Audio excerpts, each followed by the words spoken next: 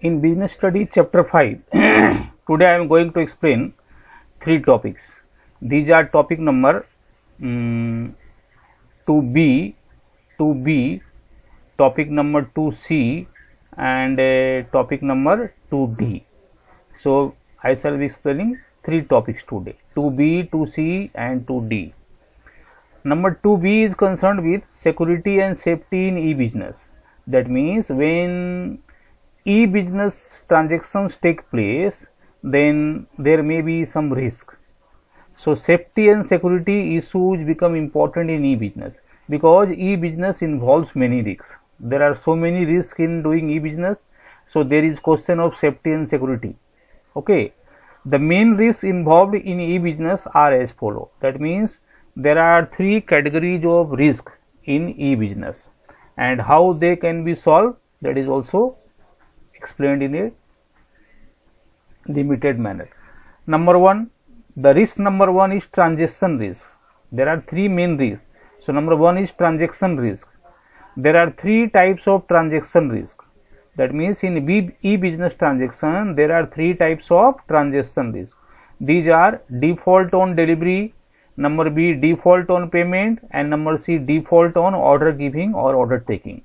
So these are the 3, A, B and C are the 3 transaction risk in e-business. Default on delivery means when there is wrong goods delivered or goods delivered at wrong address, or when there is delivery of goods in wrong time, or sometimes there is non-delivery of goods at all. So these are the issues regarding delivery of goods. That means sometimes wrong goods are delivered, the goods as ordered are not delivered, sometimes goods are delivered at wrong address, sometimes goods are delivered at wrong time, that means after so many days, so it is called delayed delivery, and sometimes there is non-delivery. So this is the problem regarding transaction risk, that is called default on delivery. Second one is default on payment. Here sometime buyer claims that he has paid, but seller claims that he has not received the payment. That means there is some dispute regarding payment. Buyer is claiming that he has already paid, but seller is claiming that he has not received the payment. So this is the risk regarding default on payment. Then number C, default on order giving, order taking. Here sometime buyer or seller denies that he has placed or not placed the order. That means buyer says that he has placed the order, but seller is not delivering the goods, and seller says that the buyer has not placed the order. So this is called default on order giving or order taking. So these are the 3 types of transaction risk, number A, number B and number C. These are transaction risk in e-business. Now the solution, how to avoid these 3 risks. To avoid these risks, the identity and location of the buyer must be verified, and authorization of order confirmation and payment license must be obtained. That means here the seller has to identify and locate the buyer. That means identification of buyer and location of buyer must be verified by the seller. And second thing, order confirmation and payment license must be authorized. That means authorization of these 2 must be taken, order confirmation and money realization. By taking these steps, we can minimize, we can avoid these 3 types of risk, A, B and C. So this was risk number 1, transaction risk. Now second risk is data storage and transmission risk. So second risk, data storage and transmission risk. These are the risks related to virus and hacking. These 2 words, virus and hacking. The word virus, full form is Vital Information Resource Under Siege, is a program which when enters into a computer system damages the functioning of computer system, data files or sometimes the whole system. That means virus can damage either the file, that means data, or damage the functioning of computer, or sometimes damage the whole system of e-business. The full form of virus is Vital Information Resource Under Siege. So this is first part under data storage and transmission risk. Second is hacking. Hacking is an unauthorized entry into a website to destroy the data or misuse data or information. Sometimes some people who are not authorized, some person who is not authorized may enter into website by some method, and that party, that person, that hacker may destroy the data or misuse the data for his personal gain or misuse the information. So this is the second risk in point number 2. So there are two types of risks in data storage and transmission risk. They are virus and hacking. Now, how these risks can be avoided or minimized? These risks can be avoided by installing antivirus programs and ciphertext. Here antivirus program is installed and files and folders are scanned so that virus is not affecting. Second is ciphertext. It is an encrypted form of information or unreadable form of information. That means it is a different language, encrypted language, where everybody cannot read the information. So these two are the solutions, antivirus and ciphertext, regarding this data storage and transmission risk. Number third risk is risk of threat to intellectual property and privacy. Sometimes when something is available on internet, it becomes difficult to protect it from being copied. That means when you place anything on internet, anybody can see, anybody can copy it. There are also chances of junk mails. That means junk mails may be sent by many persons. Junk mail means those mails which have no uses. That means without any use.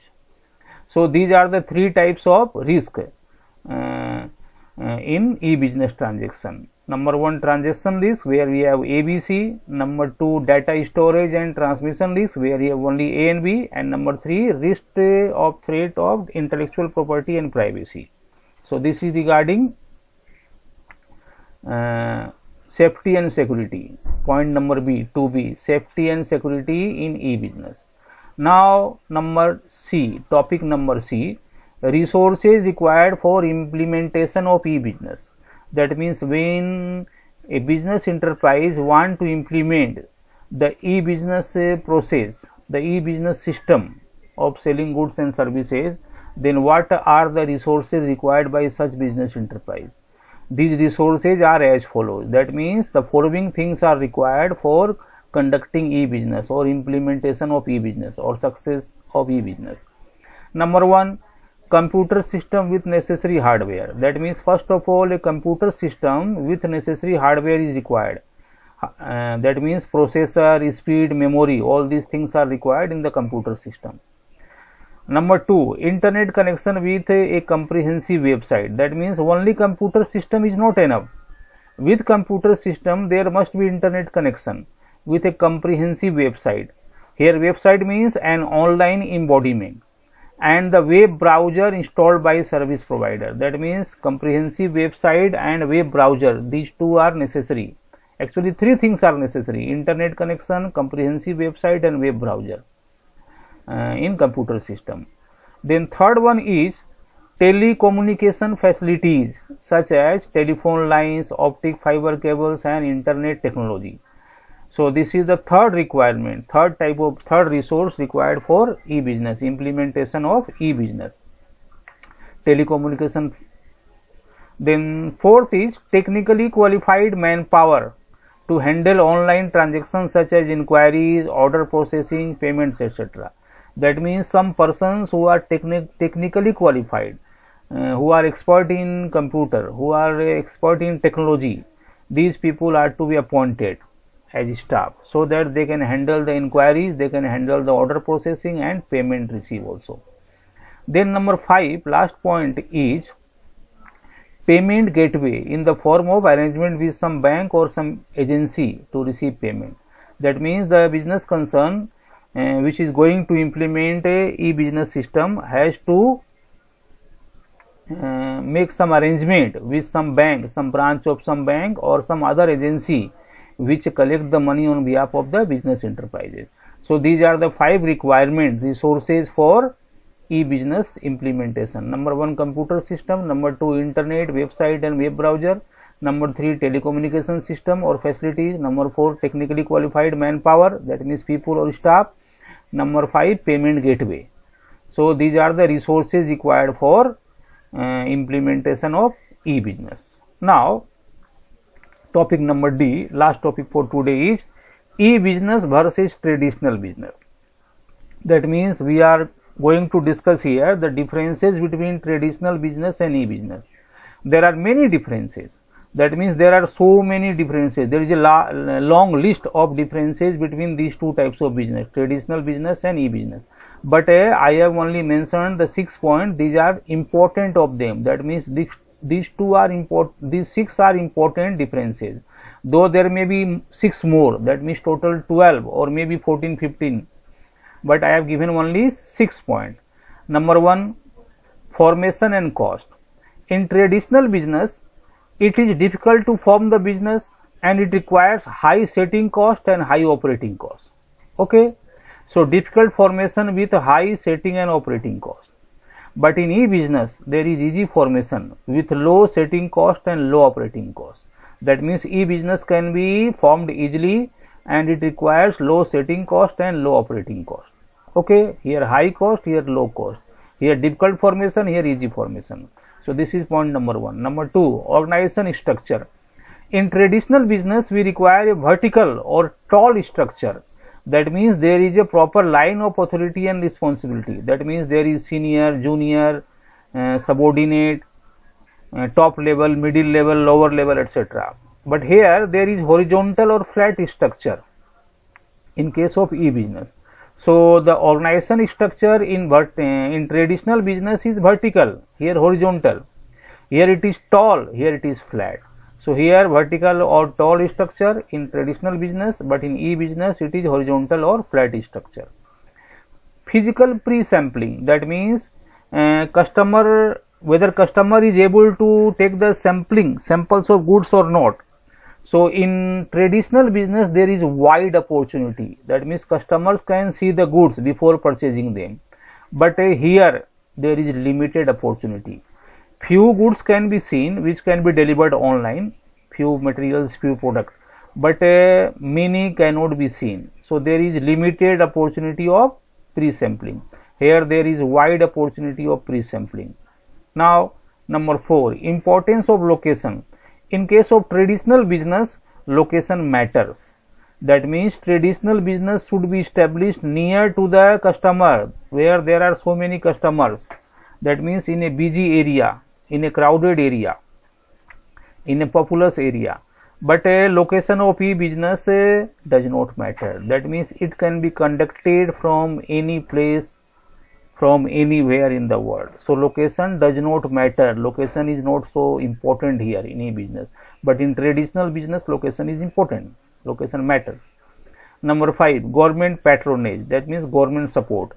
Government patronage is declining. That means government is trying to improve more and more, establish more and more e-business. So regarding traditional business, government patronage is declining. But regarding e-business, government patronage is increasing. That means government support, government help is increasing. So here increasing, here decreasing or declining. Last point, globalization. In case of traditional business, there is less chance of going global. That means traditional business cannot be made global very easily. But in case of e-business, there are more chances of going global. That means e-business can go global, can become international very easily. Okay, so these are the 6 points regarding the differences between traditional business and e-business. These 6 points, these are the important 6 points, though there are some other points given in some other book, but these are the 6 important points. Okay, now next day we shall discuss next topic. Thank you.